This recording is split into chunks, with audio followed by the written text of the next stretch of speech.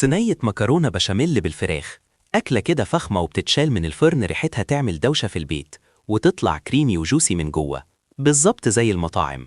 أول حاجة، حشوة الفراخ.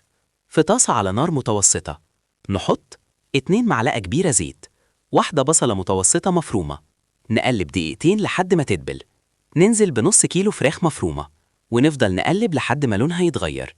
بعد كده نحط 2 طماطم مفرومين ونسيبهم على النار حوالي 15 دقيقة.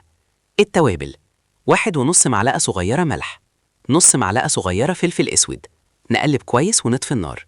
البشاميل الكريمي الصح: في حلة على النار 4 معالق كبيرة زبدة، 4 معالق كبيرة دقيق، نقلب كويس لحد ما يبقى لون فاتح وقوامه كريمي.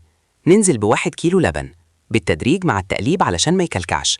التتبيل: 1 معلقة صغيرة ملح، نص معلقة صغيرة فلفل أسود، نقلب لحد ما يتقل ويبقى ناعم وكريمي. التجميع السحري: في صينية فرن نحط 3 كبشات بشاميل، ننزل بنص كمية المكرونة المسلوقة، نقلبها بالبشاميل ونفردها، نحط طبقة الفراخ ونوزعها كويس، وبعدين باقي المكرونة وفوقهم باقي البشاميل.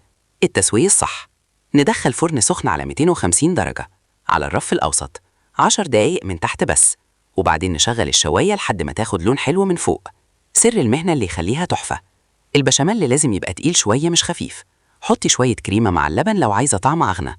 سيبيها تهدى 10 دقايق قبل التقطيع علشان تمسك نفسها. وبكده عندك صينية مكرونة بشاميل بالفراخ، كريمي وجوسي وطعمها ولا أجدع شيف. ما تنساش تصلي على الحبيب، اعملي لايك وشير علشان نوصل لأكتر عدد ممكن.